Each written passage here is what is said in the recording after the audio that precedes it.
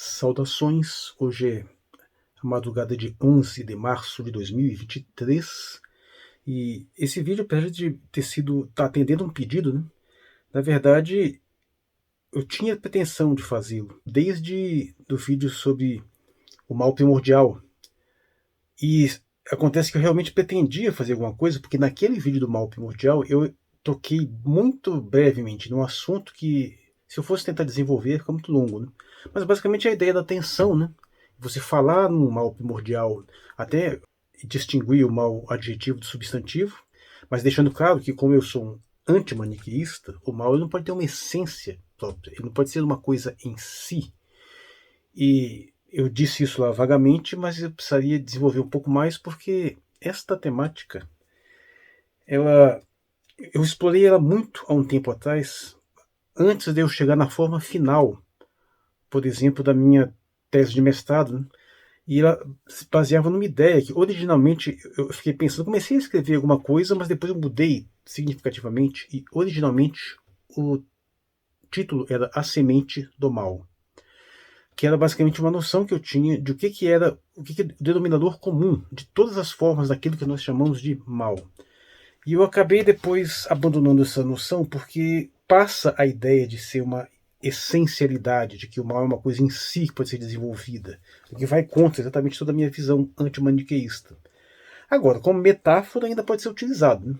A gente ainda pode pensar no que tipo de denominador comum há em todos aqueles fenômenos que vão na direção do que a gente chama de o mal. E na minha dissertação de mestrado está bem claro. O mal, na verdade, ele não é nada, ele é o vazio, é exatamente aquilo que te afasta do ser, né? E eles têm sim alguma coisa em comum, que é essa vacuidade. Inclusive tem esse modelo que eu diria um modelo que inverte uma noção muito senso comum, de que coloca o bem como um centro brilhante, como se fosse um sol, e as coisas que se afastam dele, né, vão caindo para o mal. E na verdade é o contrário, a visão que eu coloco é exatamente o contrário. Como o bem ele é infinitamente amplo, né, o mal seria exatamente infinitamente restrito. Aquela coisinha centrinho lá no meio que seria o nada, o vazio total, né? Qualquer coisa fora daquilo é alguma coisa. Então você tem uma fuga desse vazio, desse nada primordial, em direção ao ser, né? E que é uma cosmovisão que, de uma certa forma, era ilustrada em uma noção medieval da Terra como centro do universo, onde você tinha acima da Terra as esferas celestiais, né, dos planetas, até a esfera divina, e quanto mais para baixo, você tinha um inferno, né, até que chegava, pensava a ideia de que quanto mais fundo, pior, ou seja, a ideia de que no centro do exato da Terra seria o nada. E isso sim, isso mantém a ideia de que o mal é nada, é vazio. Então, na realidade, não é nem que o mal seria o vazio. Não, o vazio ele é neutro. Na verdade, o que nós entendemos como mal são as coisas que nos levam na direção do não ser. É qualquer movimento na direção do não ser, em algum grau. Mas, bem, tem uma série de elementos aqui que eu vou tentar sintetizar. Porque que você pode sim associar uma espécie de ideia de mal primordial, mas não exatamente naquele sentido de que é uma coisa original. O que eu utilizei nesse sentido desse vídeo do mal primordial é aquela distinção que é feita naquele filme, do mal como meio e o mal como fim, o modo como eu interpretei, né? Porque isso não, que eu saiba, isso não é um ponto teológico desenvolvido assim tradicionalmente, mas a ideia de que essa distinção entre meio e fim, ela vai bem de acordo com algumas coisas que eu queria pontuar aqui. Nessa minha visão anterior sobre a semente do mal, tinha até um nome técnico. O nome técnico daquilo que era o denominador comum, ou pelo menos a origem de todas as formas de males, era ilusão de necessidade de exclusão. O que isso significa? É aquilo que as pessoas acham, aquela percepção errônea de que existem coisas que têm que ser excluídas, no sentido de desconectadas. Isso bebe um pouco em fontes orientais, que, por exemplo, quando você vai no budismo, né, por exemplo, você tem uma série de noções de interdependência, de correlação, de interligação, e que a ideia, o que mais seria próximo, que a gente chama de mal, seria o Maya, né, que é a ilusão de separação. E é quando você acha que há uma desconexão uma desconexão extrema. E o maniqueísmo é isso, uma desconexão absoluta entre a essência do bem e a essência do mal. E é nessa separação que reside todo o problema. Só que não só nessa separação, porque você pode até acreditar que existe essa separação, você não se preocupa com ela. O problema é quando você acha que você precisa separar. Há uma necessidade de você fazer esse tipo de apartamento entre as coisas. Então o que acontece? Quem está movido pela ilusão de necessidade de exclusão vai achar que existem determinadas entidades na realidade que têm que ser removidas, têm que ser excluídas, têm que ser destruídas. Só que isso é impossível, porque todos os entes estão em algum grau conectados. Eles estão de algum modo correlacionados. A gente tem uma série de problemas, de relações problemáticas, mas você não tem como eliminá-las da existência. Elas estão lá e elas vão continuar voltando. E você insistir na tentativa de fazer isso só gera sofrimento e destruição. Veja que essa noção ela é intuitiva nas mais diversas formas de você expressar essa ideia de bem. Você expressar a ideia de amor. O que é a ideia de amor? Não é geralmente você juntar as coisas, é a ideia da solidariedade, da amizade, da aproximação, a ideia da família. Tudo isso são formas de você pensar em termos de união, essa ideia de interconexão, de você ser único com o universo, de você estar junto de Deus, de as pessoas estarem congregando uma coisa comunal. Todas essas noções do bem vão nessa direção de você juntar, conectar as coisas. Só que também não basta apenas conectar, as coisas têm que ser conectadas no modo amplo. Quando você vai aumentando as conexões, você vai purificando, você vai aperfeiçoando. Mesmo aquela coisa assim que te parece mal, que te parece desagradável, parece um problema, quando ela é trazida à luz, quando ela é conectada, diretamente vista, ela cresce, ela avança, evolui. Não é à toa que todas as formas de mal feitos, de crimes, têm que ser feitos em algum grau de escuridão, de afastamento. As pessoas não devem ver, porque se você revela, se você lança a luz, se está todo mundo vendo e se percebendo com aquilo, que só de ver e se aproximar é a forma de conexão, infalivelmente você vai ter que corrigir aquilo ali. Não tem como você manter qualquer tipo de mal se você o submetê-lo a uma iluminação, nesse sentido de você conectá-lo, as pessoas estarem cientes, deles estarem interagindo. Ele vai ser necessariamente iluminado, vai ser necessariamente conectado, e isso vai em si engrandecê-lo e eliminar essas características malévolas, aperfeiçoando. Note que veja só, nunca se comete os grandes crimes de uma forma aberta e escancarada, e quando isso fica mais ou menos escancarado, você tem que inventar uma justificativa para tentar salvar as aparências. Isso em todos os níveis. Os crimes, né, que existe uma relação clara entre iluminação pública e índice de criminalidade, né, relação inversa. Quanto mais escuros, mais corre os riscos de acontecerem coisas assim problemáticas. Né?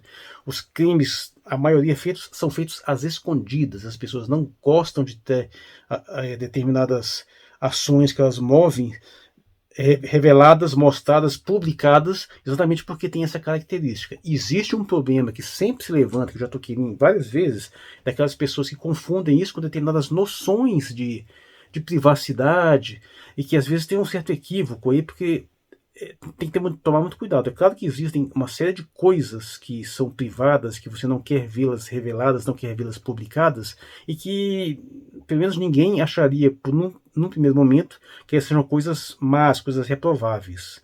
Agora, todas as coisas más e reprováveis também têm essa mesma característica. As pessoas não querem que elas sejam vistas, não querem que elas sejam tornadas públicas, que tem que estar sempre escondidas. Então existe pelo menos uma interseção entre esses dois fatores.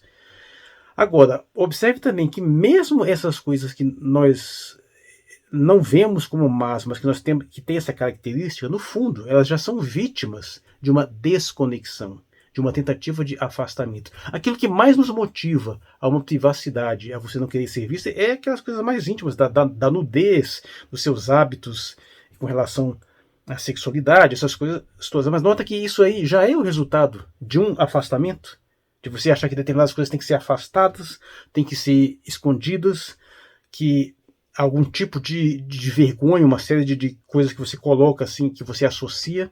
E claro, não estou dizendo que podemos solucionar simplesmente mostrando, não, tem um problema, mas note que o problema está exatamente, toda essa vergonha, todo esse problema das afetações está exatamente no fato de que eles são desconectados estruturalmente, que nós conseguimos congregar um monte de coisas publicamente, assim, você tem uma família, todo mundo conhece um monte de coisa sobre os outros, se mostra, mas tem umas coisas que são escondidas, é nessas coisas escondidas que está esse problema.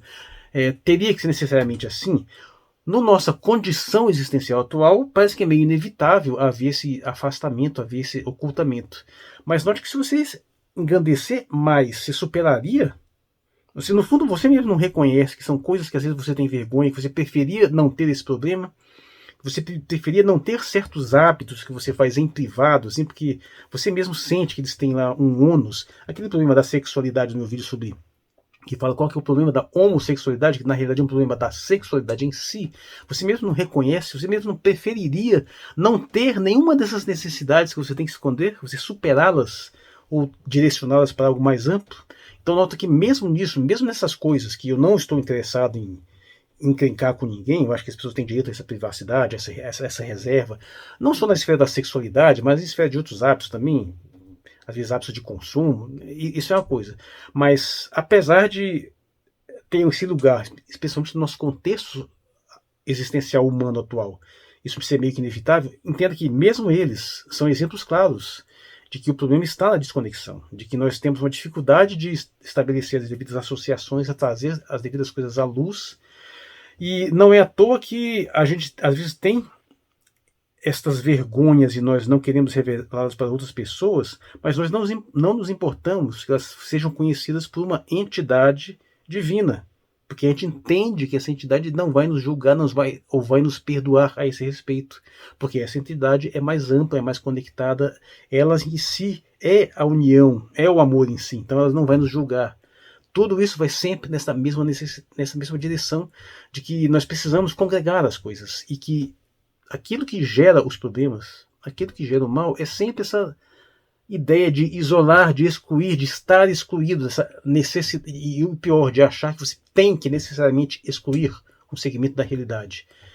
É por isso que eu sempre fui tanto crítico, né, com todas essas posturas que vão segregar, que você diminui a sua possibilidade de se comunicar com o outro. A separação da sociedade entre esquerda e direita, como se fossem coisas completamente estanques que não podem se comunicar. As separações impostas por determinadas visões religiosas radicais que acham que segmentos inteiros da realidade da cultura humana têm que ser eliminados porque são coisas satânicas, demoníacas. E que as religiões mais sofisticadas são justamente aquelas que congregam. Pega a diferença enorme entre a tradição católica, que é o cat holos, que significa o holos é o todo. É para todos, é que significa que é uma religião para todos. Pega a diferença dessa tradição com essas versões cristãs mais sectaristas, na qual tudo é pecado, e que você não pode dançar, não pode jogar videogame, não pode isso, não pode aquilo, tudo não pode, porque tudo é pecado, é um grau de afetação enorme, tudo tem que ser excluído, tem que ser removido, tudo tem que ser afastado. Aí você vê a limitação deles, quando na realidade os próprios mestres, o próprio Jesus incluso, fez o contrário. A ideia dele era congregar, era perdoar, era trazer, ainda que com um grau de correção, de aperfeiçoamento, mas não era separar, não era mover para lá. É o contrário, você reunir, você conectar. E nas tradições orientais é a mesma coisa. Uma coisa similar também ocorre na tradição islâmica, né? Com essa noção, especialmente na tradição sufi, com essa noção de um aprofundamento maior, até um misticismo maior também, uma correlação maior com determinados mistérios, com determinados ambientes mais profundos da realidade. Isso está presente na maior parte das religiões e especialmente naquelas visões que entendem que outrora havia um todo, o universo que foi criado e tem um determinado momento que você tem que fazer uma restauração e você restaurar e você regenerar o universo, na realidade é reconectado de uma forma generalizada. Então o mal está na exclusão, no afastamento, em você achar que as coisas têm que ser separadas, suprimidas. Claro, temos cuidado com o certo pragmatismo. Estou dizendo que tudo você tem que estar incluindo. Eu estou reconhecendo a nossa incapacidade, quanto seres humanos, de promover essa integração maior. Eu não quero pôr tudo dentro da minha casa, claro que não. Mas até essas minhas fraquezas são resultantes desse processo de separação. Tanto que a grande lição tanto na filosofia oriental, nas tradições orientais, quanto nas ocidentais, é você tentar, ao fazer um mergulho mais íntimo, a um aprofundamento espiritual, o que você nota é, sobretudo, a sua correlação íntima com um todo muito maior. E é bem curioso, né? Porque às vezes a gente pensa que tem uma diferença muito grande, e na verdade não tem. Na verdade, as diferenças são mais superficiais, são mais estéticas, e elas têm muitas coisas em comum. Estou falando das religiões orientais, ocidentais. Se você for pegar algumas diferenças cruciais, né? Diremos que nessas tradições, que na verdade nem são exatamente ocidentais, né? Porque se você for pegar uma tradição que começa no judaísmo, passa para o cristianismo, vai para o islamismo, e também pega elementos da filosofia greco-romana, do orfismo e outras coisas que se desenvolveram mais tarde. Se você considerar isso como ocidental, né, ou médio ocidental, é curioso que a gente fala em Oriente Médio, mas a gente não fala em médio ocidente, né, nem em ocidente extremo. Então, se você for pegar essa tradição, o que você vai notar, ela é uma tradição que tem um foco maior em indivíduo, tem uma noção maior de eu, enquanto no Oriente você tem uma noção maior de coletivo, uma noção maior de dissolução da individualidade, mas elas não são tão diferentes, porque quando você vai ver mais profundamente as doutrinas cristãs, você tem no fundo essa ideia de você se afastar um pouco de si mesmo para se abrir para o divino. É de uma certa forma você superar o seu eu, superar o seu ego nesse sentido. Né? Ego não no sentido freudiano. Né? Então tem uma similaridade notável, que você tem uma ênfase diferenciada, né? Claro. E se todo o problema resulta na ideia dessa separação, dessa exclusão, de desconectar uma realidade que no fundo é toda interconectada, que tudo está interligado, ainda que se diferencie, ainda que se distingue, mas está conectado. Então é evidente que a única coisa que se aproxima mais daquilo que seria, entre aspas, uma essência do mal, é exatamente a negação dessa conexão. É a separação, é a insistência em achar que as coisas têm que ser rompidas, que as conexões têm que ser desfeitas.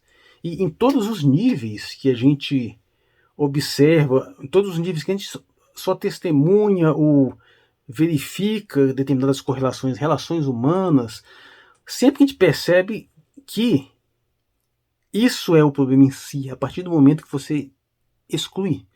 Por isso que existem algumas coisas nessas tendências da esquerda recente que eu acho válidas, pelo menos a terminologia. É a ideia de você dar inclusão, exatamente, você tem que incluir as coisas. É a ideia de você combater a exclusão social, né?